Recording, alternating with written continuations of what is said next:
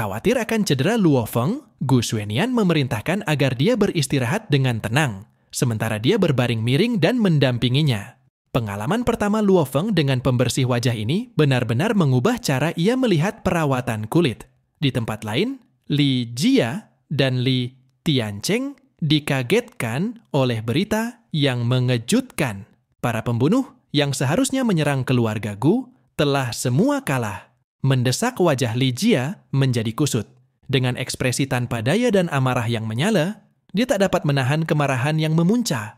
Pintu Li Jia tiba-tiba dihantam hingga terbuka dengan kekuatan yang luar biasa, membuat keduanya terpental ke lantai dengan gemuruh. Sebelum Li Tiancheng sempat melontarkan reaksi apapun, 4 orang mencoba masuk, menunjukkan keberanian yang luar biasa. Ternyata, keempat individu ini adalah anggota elit dari Kamar Dagang Kota Naga.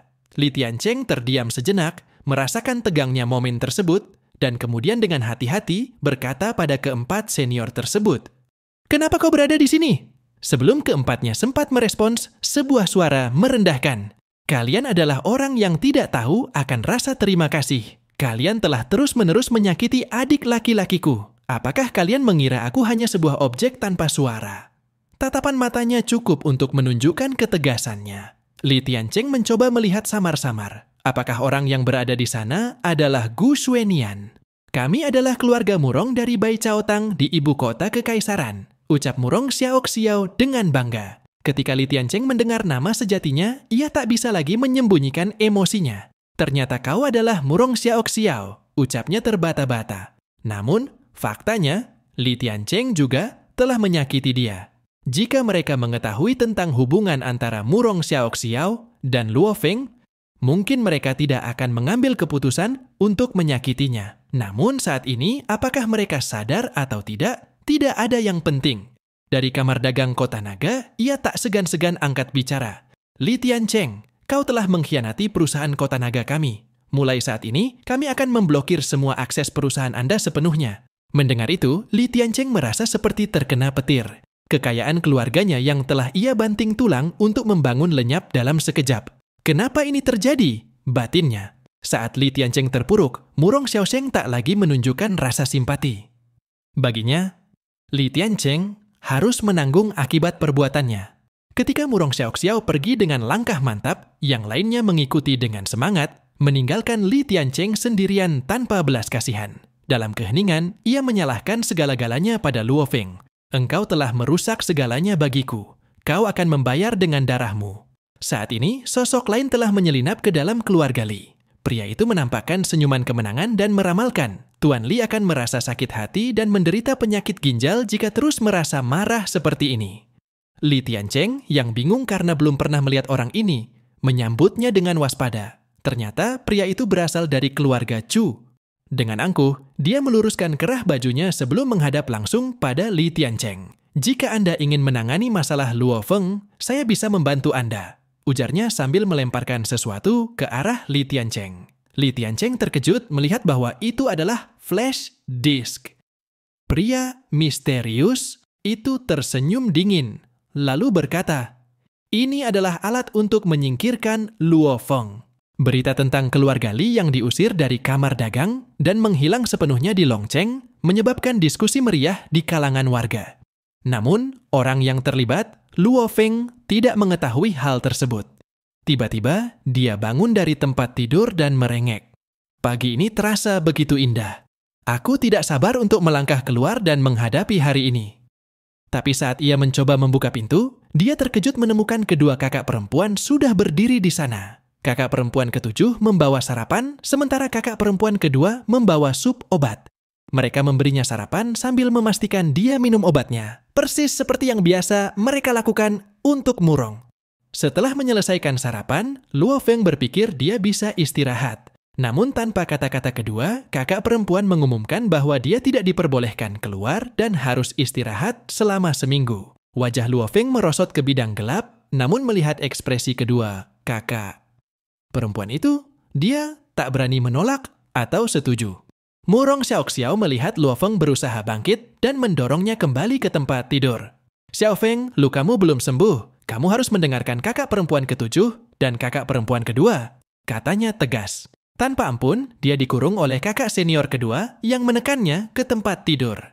Saya baik-baik saja, biarkan saya berolahraga. Saya merasa tidak nyaman sama sekali.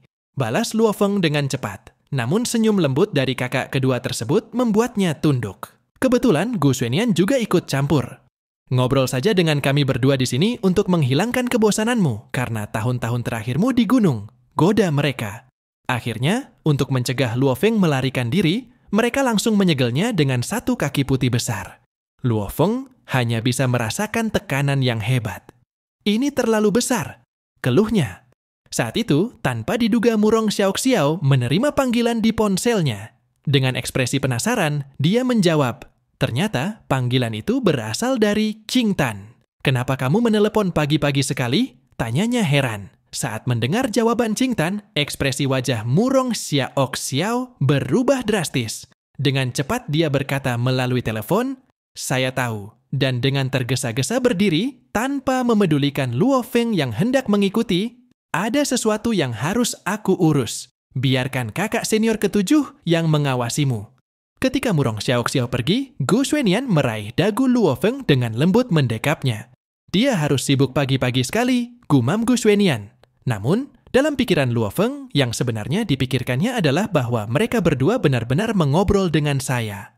Benar saja, segalanya berkembang seperti yang ditakuti oleh Luo Feng. Gu Xuanian mengangkat wajahnya dengan ekspresi dingin. Luo Feng, jika kamu benar-benar sembuh, mengapa kamu tidak membuktikannya kepadaku secara pribadi? Ucapnya tajam. Tanpa sepengetahuan Luo Feng, kakak perempuan ketujuh tiba-tiba menubruknya. Terkejut, Luo Feng membungkus dirinya. Aku belum pulih, aku masih perlu istirahat. Aku akan tidur. Selamat malam atau baik pagi, kata kakak perempuan kepada Luo Feng di sela kesadarannya. Kakak ketujuh hanya ingin memakanku yang tak berdaya. Si kecil bodoh yang tak mengerti pesona, pikirnya. Kakak senior ketujuh, kamu benar-benar luar biasa. Aku hampir tidak bisa bernapas. Saat itu, pesan datang dari ponsel keduanya pada saat yang bersamaan. Dan itu adalah video yang diunggah oleh pengguna yang tidak dikenal. Situasi yang sama terjadi pada Gu Xuanian, dan ada sesuatu yang mencurigakan di dalamnya. Karena tak sabar, Gu Xuanian menjawab teleponnya, namun apa yang dilihatnya kemudian membuatnya tanpa sadar melepaskan jemarinya dan membiarkan teleponnya jatuh ke lantai. Luo Feng kaget saat melihatnya. Bagaimana mungkin kakak senior keenamnya sudah mati? Saat itu, dua kapal sedang bersandar di pelabuhan Longcheng. Seseorang diikat tangannya dan terhuyung-huyung di tanah. Apakah Anda masih berpura-pura mati? Tangannya terikat di belakang punggungnya, dan tubuhnya yang lemah tidak tampak mengancam. Menghadapi godaan dari pria Cusing, dia masih tidak bereaksi seakan dia benar-benar mati. Dia hanya berpura-pura mati, dan saat Cusing mendekat, dia berkata, Shen Big Star, kamu memang cukup kuat. Tidak sia-sia manajemen puncak telah menyia-nyiakan setengah dari kemampuannya. Pria itu baru saja menangkapnya hidup-hidup. Pria itu berkata, jika aku memiliki salah satu dari 7 seni rahasia yang legendaris, aku akan memiliki keterampilan seperti itu. Jika saya berhasil memaksa semua teman sekelasmu untuk memaksa keluar 7 seni rahasia dari mulut mereka, wanita itu masih terbaring di tanah, tetap tak bergerak dengan tubuh yang lembut. Tidak ada ekspresi di wajahnya. Pria Cusing terus mengoceh. Saya tahu apa yang Anda pikirkan. Mengapa harus saya yang menemukan mereka semuanya? Semakin bangga dia. Dia mengulurkan tangan dan menyentuh wajahnya. Bajingan kecil bernama Luo Feng tampaknya disayangi oleh kalian semua. Namun, pria Cusing tidak menyangka bahwa suasana di sekitarnya tiba-tiba menjadi tegang ketika terdengar suara dari wanita itu. Dia merasakan tekanan yang luar biasa dan menyadari betapa menakutkannya orang di hadapannya. Dia mundur berulang kali hingga kembali ke dinding, yang juga menunjukkan bahwa Luo Feng memang sangat penting. Beberapa saat sebelum dia sadar kembali, baru pada saat itulah pria Cusing ingat bahwa wanita di depannya telah diikat. Dia melangkah maju lagi, tapi wanita itu berkata, Luo Feng sudah ada di sini. Apakah kamu pikir aku takut dengannya? Apakah kamu pikir dia akan menjadi pahlawan? Anak itu sangat marah sehingga dia mengatupkan giginya dan tanpa sadar bibirnya keluar darah. Tapi wanita itu tidak mampu menahan tendangan Lian Xiangxiu. Dia ditendang begitu keras hingga dia muntah darah. Dia melanjutkan dan berkata, tunggu saja dan lihat aku akan mematahkan semua tulang adik laki-lakimu satu persatu. Li Tiancheng di luar kabin mau tidak mau diam-diam menyesali ketika dia mendengar gerakan itu impulsif. Bahkan jika Shen Wan-er dipukuli oleh pria itu dan memenjarakan Luo Feng. Kemudian jika Luo Feng terbunuh, bukankah orang-orang di sekitar Luo Feng akan membalas dendam padaku? Perkataan itu didengar oleh Chu Tianqi. Li Tiancheng berkata, "Saya menyesal." Chu Tianqi menjawab, "Sudah terlambat." Setelah memposting video, tidak ada jalan untuk kembali. Implikasinya adalah meskipun Chu Tianqi ingin berhenti sekarang, dia tidak akan melepaskannya. Tianqi pergi turun dari kapal sendirian. Dia berpikir dalam benaknya bahwa waktunya hampir habis dan Luo Feng seharusnya sudah tiba, tapi tepat setelah dia turun dari tangga. Dia menemukan sebuah tangan, meraih sepatunya, dan ada genangan darah. Dia mendongak dan menemukan bahwa Luo Feng telah tiba di suatu titik dan ada banyak mayat tergeletak di tanah. Dengan gerakan tersebut, Luo Feng tiba-tiba menoleh dan menatap Chu Tianqi dengan dingin. Niat membunuh yang mengerikan ini membuat Chu Tianqi ketakutan hingga bulu kuduknya berdiri, tidak ada gerakan sama sekali. Luo Feng memandang dengan tenang. Dengan suara keras, dia bertanya, "Di mana kakak perempuan keenamku berada?" Chu Tianqi, yang belum mengetahui situasinya, terkejut sehingga dia punya waktu untuk bertanya pada Luo Feng tentang 7 rahasia besar. "Di mana kakak perempuan keenamku berada?" tanya Luo Feng dengan keras lagi, membuat Chu Tianqi semakin bingung. Namun, sebelum Chu Tianqi dapat memberikan jawaban, sosok pria berambut perak tiba-tiba muncul di belakangnya. Kejutan membuat Chu Tianqi berbalik dengan cepat. "Siapa kamu dan apa hubunganmu dengannya?" Sebelum Chu Tianqi bisa mendapatkan jawaban, dia menyadari identitas sebenarnya dari pria di belakangnya. Pria berambut perak itu tersenyum dingin. Energi ungu kehitaman melilit tubuh Chu Tianqi. "Haha, sudah kubilang biarkan kau mati dengan jelas." Dia tidak memberi kesempatan pada Chu Tianqi untuk berbicara omong kosong. Pria berambut perak itu melambaikan tangannya, dan kepala Chu Tianqi segera bergerak. Li Tiancheng, yang kebetulan turun dari perahu, melihat adegan pembunuhan Chu Tianqi. Sebagai seorang pembunuh, dia sangat ketakutan hingga kehilangan akal sehatnya. Metode orang di depannya terlalu aneh. Sekarang terlihat mustahil bagi Li Tiancheng untuk bertahan hidup, belum lagi dia berencana untuk membunuhnya. Luo Feng mengambil tindakan dan akhirnya laut menjadi tujuannya.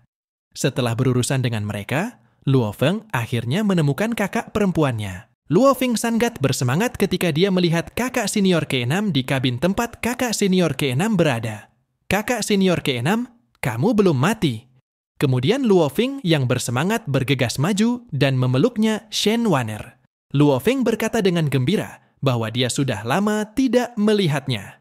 Setelah itu, Shen Wan-er dibawa ke rumah sakit rakyat Longcheng. Setelah Murong Xiaoxiao mendengarnya, dia bergegas. Dan begitu dia memasuki bangsal, dia mendengar 2 orang berteriak, "Kakak senior ke-6 dan kakak senior ke-6, satu demi satu." Luo Feng langsung melompat ke pelukan Shen Wan-er. "Kakak senior ke-6, jika kamu mati, aku tidak akan bisa hidup lagi." Luo Feng memegang bahu Shen Wan-er dan berkata, "Kakak ke-6, untungnya kamu baik-baik saja." Shen Wan-er berkata tanpa daya, Oke, aku baik-baik saja bukan?" Memisahkan kedua orang itu, aku takut setengah mati. Kupikir kakak muda ke-6 benar-benar mati, jadi aku dengan tenang menarik kedua orang itu menjauh. Dia melompat seperti anak kecil, memasuki pelukan Shen Wan-er, "Adik perempuan, kamu membuatku takut sampai mati." Setelah berpelukan selama beberapa saat, Murong Xiaoxiao mengarahkan pertanyaannya kepada kakak muda ke-6. "Apakah Anda pernah memiliki dendam dengan legging itu?" Shen Wan-er memutar otaknya dengan hati-hati. "Industri hiburan tempat saya berada sebenarnya terlibat dalam banyak keluhan dan masalah, tetapi seharusnya tidak terkait dengan legging itu." Luo Feng juga terlibat dalam pemikiran yang mendalam. Dia dengan jelas mengingat orang yang mengatakan bahwa dia menyia-nyiakan 7 keterampilan utama. Orang-orang ini seharusnya datang ke sini hanya untuk 7 keterampilan utama itu. Benar, mereka kuat, terorganisir, dan terencana dengan baik. Mereka ada di sini hanya untuk 7 keterampilan utama. Pada saat yang tepat, pintu bangsal terbuka oleh 2 tentara wanita yang penuh keberanian. Ketika pintu bangsal terbuka, semua orang di dalam terbelalak saat mereka melihat sosok permaisuri yang mempesona dengan rambut merah menyala. Tak lain dan tak bukan adalah kemuliaan tertinggi, sang juru bicara yang mendominasi dan tak terkalahkan permaisuri Bai Shuangfeng. Mata Gu Xuenian dan Murong Xiaoxiao berbinar-binar ketika melihat Bai Shuangfeng. Kesempatan untuk bertemu dengan kakak senior sangat langka, dan perasaan gembira campur haru pun menyelimuti hatinya. Saat Luo Feng diam-diam berkeringat, ia merasa ketakutan saat Bai Shuangfeng menatapnya dengan dingin. Sebelum ia sempat menyelesaikan kalimatnya, ia mendapat pukulan telak dari permaisuri. Rasa sakit yang membuat makan malam Luo Feng hampir terlempar. Tubuhnya terhempas mundur oleh kekuatan yang luar biasa. Di tengah kekacauan, Bai Shuangfeng maju dengan tegas, menggenggam pakaian Luo Feng dan menariknya ke atas. "Bocah, kau bahkan tidak menyapaku ketika turun dari gunung," ejek permaisuri dengan nada tegas. Luo Feng dengan lemah mencoba menjelaskan, "Kakak senior, aku tidak berani mengganggumu dengan begitu banyak hal yang terjadi." Adegan ini membuat Murong Xiaoxiao dan Gu Xuenian terkejut dan tak menyangka. Melihat situasinya, Shen Wan'er berkata, "Kakak senior, mengapa kamu punya waktu untuk datang dan menemuiku?" Bai Shuangfeng menurunkan Luo Feng dan membiarkannya jatuh ke tanah. "Karena Wan'er, penculikanmu melibatkan penari luar negeri. Saya akan menyelidikinya secara pribadi." Kemudian Bai Shuangfeng beraksi menendang Luo Feng. Dia menginjak Luo Feng dan hendak bangun. Luo Feng jatuh ke tanah lagi.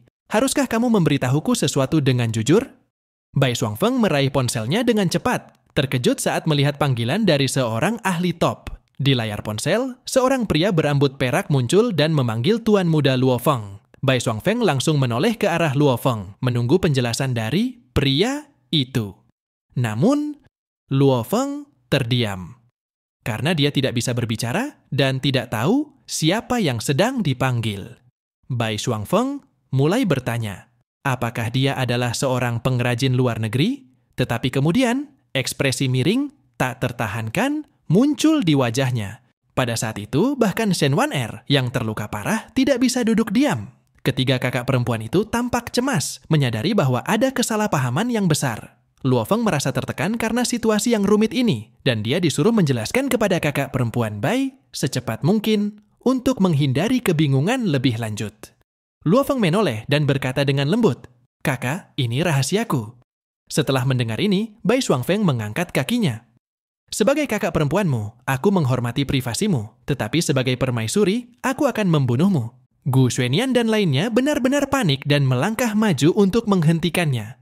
Murong yang depan Luo Feng berkata, "Jika kakak perempuan senior bersikeras membunuh Luo Feng terlepas dari persahabatannya dengan keluarga yang sama, maka saya tidak akan bersikap sopan." Kata-kata Murong Xiaoxiao mungkin sangat mengintimidasi orang lain, tetapi tidak ada gunanya di depan Bai Shuangfeng.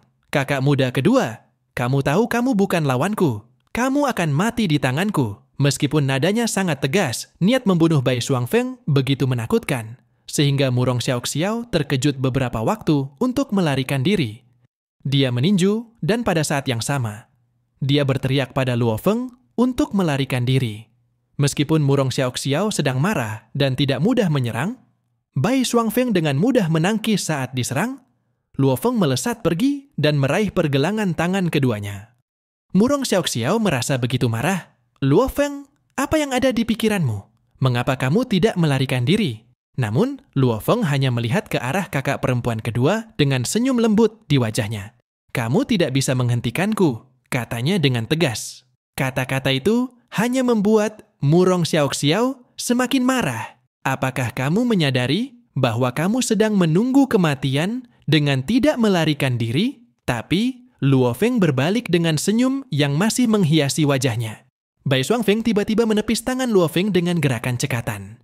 "Kalau begitu, beritahu aku sekarang apa hubunganmu dengan tuan berjubah hitam itu?" desaknya dengan tatapan tajam. "Kakak senior, maafkan aku. Ini adalah rahasiaku. Jika benar-benar tidak percaya padaku, bunuh saja aku di tempat ini," ucap Luo Feng dengan suara tegas. Wajah Bai Shuangfeng seketika membeku saat mendengar ancaman itu. "Kakak senior, kamu tidak bisa melakukan ini," Bai Shuangfeng berkata dengan nada dingin. "Xiao Feng, Apakah menurutmu aku tidak berani membunuhmu karena cintaku padamu? Mendengar ini, Murong Xiaoxiao merasa tidak enak. Bai Shuangfeng mendorongnya menjauh, dan kemudian Bai Shuangfeng menendang dengan keras, membuat Luo Feng terbang mundur di udara. Luo Feng terbang dengan keras dan menabrak dinding. Dinding beton retak yang menunjukkan betapa kejamnya tendangan ini. Setelah Luo Feng mendarat, dia tertawa terbahak-bahak. Dia mengeluarkan darah dari sudut mulutnya dan tersenyum selembut sebelumnya. Saya tahu bahwa kakak perempuan itu enggan membunuh saya. Saya dapat mengetahui bahwa Anda telah menghina Tuan, saya secara pribadi akan membersihkan keluarga Tuan. Meskipun nada suara kakak perempuan senior itu dingin, Luo Feng masih memiliki senyuman di wajahnya. Terima kasih, kakak perempuan senior. Bai Shuangfeng Luo Feng berkata kepada bayi itu, jaga dirimu baik-baik. Aku akan menunggu untuk bertemu denganmu. Setelah kakak senior selesai berbicara, dia membawa prajurit wanita itu keluar dari bangsal tanpa menunggu jawaban. Shuangfeng mencubit pahanya. Teman baik, tubuh anak ini sangat kuat.